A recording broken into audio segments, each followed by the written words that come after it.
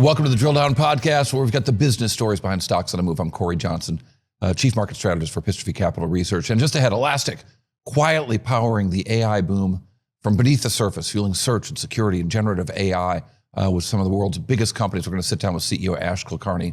But first, it's sponsor time.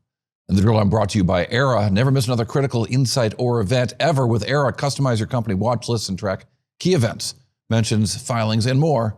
They're easy to use, customizable interfaces. Era, AIERA.com. All right, I'm Corey Johnson. Welcome to the Drill Down. We talk about the business stories behind stocks on the move. And as enterprises race to build AI into everything, Elastic's right at the center of that, the engine behind it all. CEO Ash Kulkarni joins us again. Talk about search and scale and flexible deployment, giving Elastic an edge in the GenAI arms race. Ash, we've talked a lot, and it's great to have this kind of repetitive motion with your company to really see what's going on here. You know, you laid out 6 months ago or so what was going to happen with this company, and you're delivering on those results, it seems, particularly around generative AI. Talk to me about, you talked about in the conference call of having over 2,000 GenAI customers in the cloud alone. Talk about those customers and what they're using Elastic for. Yeah, so when you think about agentic applications of any kind, so as people are starting to use AI more and more in all kinds of use cases, the most important thing that you need to do is think about two things. One is an inference engine, something that allows you to reason and do inference on top of unstructured data.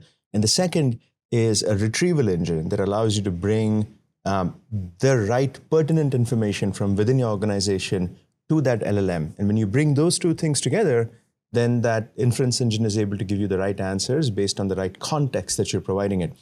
And the retrieval is what Elastic has always been known for. You know, we are a search company. You talk about retrieval, it's all about search. It's about finding just the right bits of information that are pertinent to that particular question. And we've seen our customers go from textual search, which was the legacy of the company, to semantic search, which is based on trying to understand the meaning and the context of the question and then answering appropriately, to conversational apps, and now agentic workflows where people are storing state, driving multi-process optimization, multi-step process optimization. All of those things require retrieval, and we are playing a very big role in industries everywhere from government to financial services to automotive, retail, health sciences. Like, we're seeing a very broad swath of use cases, that just span the spectrum. And that's what's exciting, because we're really just getting started in all of this.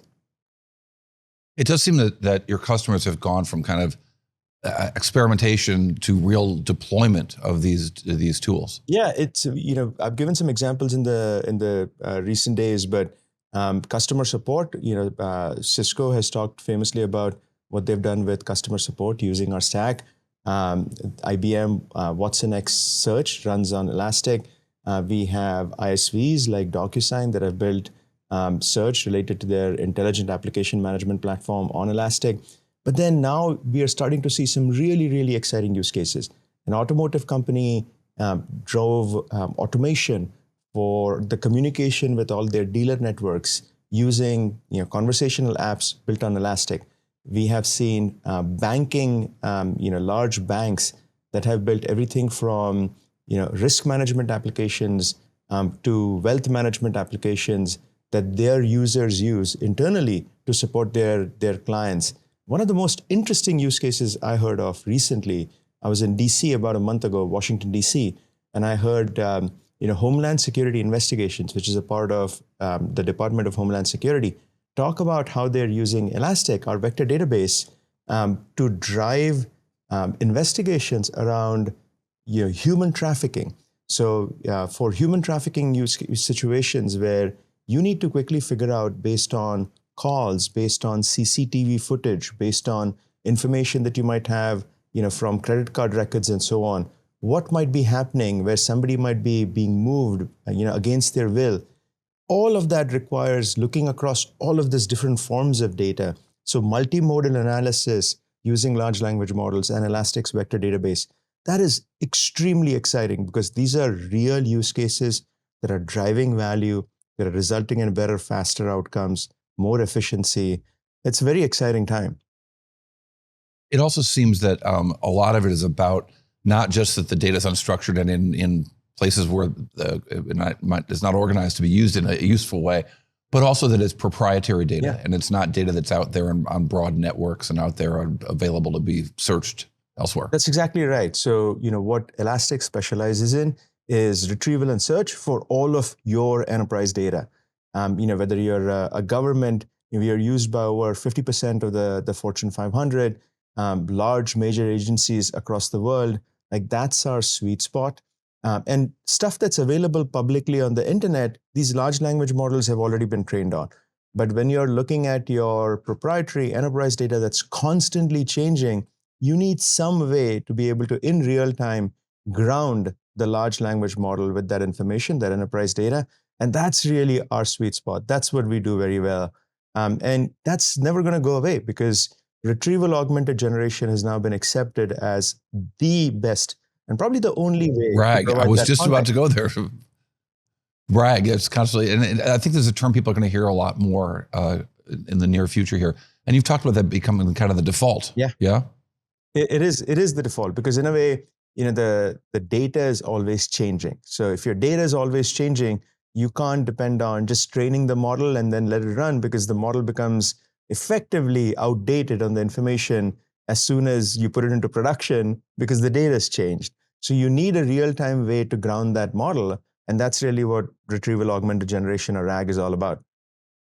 The way I think about RAG is that the training of a large language model is a giant project. Mm-hmm. But then as the new data comes in, it hasn't been trained on that. So it's a way to kind of bolt on that new data. But it's also sometimes that data is the most relevant data that's needed, because it's the thing that's happening right now. I think of it as, at the end of the day, AI, there are always analogies to the way humans operate, right? We've been training these systems to try and mimic the way humans do inferencing in our own mind, and we do reasoning and so on. So think about it as you and I, experienced life, right? We learned through education. We were taught basic principles. We learned through that. We absorbed those principles. And that enabled us to then, take new information that comes at us and then make meaning out of that new information. That's really what it is. RAG is that process of taking new information that's coming at you and then coming up with the appropriate answers. And that's always going to be the case, because information is constantly changing. In our world, we are able to operate because we have that ability to constantly take in streams of new information, process it in real time, and keep moving forward. And that's what these models are doing using RAG. And so why are the Elastic tools particularly well suited to that? We are the best vector database out there, in the sense that all the enterprise capabilities to be able to scale very, very well, scale out horizontally so you can manage the costs very well, scale out to billions of vectors. And these vectors are basically just representations of data, being able to deliver all the information in a very privacy-centric, security-centric way, so you can make sure that only those who have access to the information are able to get to the information, being able to do faceted search. So, Corey might have a different answer than Ash, just because, the question as it relates to you and me should be interpreted differently.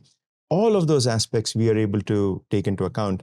And most importantly, our vector database runs exactly in the same way, irrespective of whether we are running in the cloud, on Elastic Cloud, even in our serverless model, or on-prem in your own data center. And that's the reason why we see so much adoption, with large government agencies, with regulated industries, and even the relationship with NVIDIA that we announced recently, where they selected us as a recommended database for their AI factory blueprints, is based on that, because they're trying to do this for their enterprise customers, people who are trying to build, take the NVIDIA technology, their GPUs and CPUs, and run them in their own data centers for building these agentic applications. They need a stack that works seamlessly, even in those environments. And Elastic's the right answer for all of these. It does seem that it helps Elastic also become kind of core to the platform, not a bolt-on tool. That's right. I mean, it's the motion was always very simple. Our philosophy was, we want to make every Elasticsearch developer an AI developer. So the way we built the technology was directly into Elasticsearch. And as you know, Elasticsearch is probably one of the most popular open source projects of all time. And there's just a wide adoption of Elasticsearch across the industry. So if we can now enable every developer that's used Elasticsearch, that is familiar with it, to suddenly now be able to build these applications easily, with the skills that they know, that's a big unlock. And that's why we focus so much on the developer experience. That's why we focus so much on, just using clever techniques to allow you to build, if you were building textual search, now you can just build these RAG applications with almost no incremental skill development. Because you're already there and you're already using those You tools. got it. We talked about RAG. Let's talk about BBQ, which sounds like a Memorial Day activity, but in fact is better binary quantization. That's right. What is better binary quantization? Why is that so important? What you're doing right now? Quantization is this notion of being able to represent each vector embedding in a very compressed form without losing accuracy. And binary quantization is one of the most extreme forms of this. And better binary quantization is an algorithm based on some research that has been done in academia. And Elastic is the only product out there that provides this functionality. And the way we are able to implement this gives tremendous savings, both in terms of the memory requirement, the compression of the data itself in how we are able to store it, and the retrieval speeds. And to do this with close to no accuracy sacrifice. And that's a big deal. And we've been constantly making this better. Better binary quantization is now available in GA.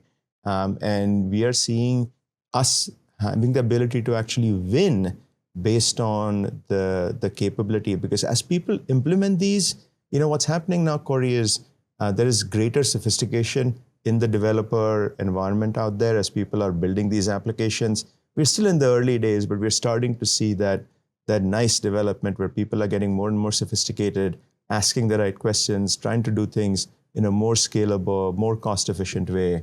And BBQ is a real winner for us.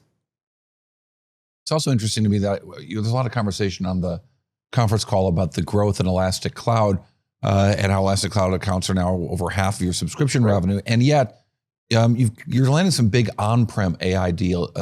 And I wonder, what do those look like? Who's on-prem with AI, not in the cloud? How do you approach a customer to figure out what's the best tool for them, or what are they telling you are the distinguishing characteristics of the processes that are going to be on-prem versus on the cloud? It's a great question, Corey. And it all comes down to where is the data sitting to begin with, right? So just to give you an example, when the Homeland Security investigations example I gave, like that data is incredibly confidential proprietary data that's sitting in their own environment. The bank example that I gave where they built a wealth management application, again, that data is incredibly proprietary. That bank uses cloud a fair bit, but they decide what data is, what data they're comfortable putting in the cloud and public cloud, and what they prefer to keep in their own environment.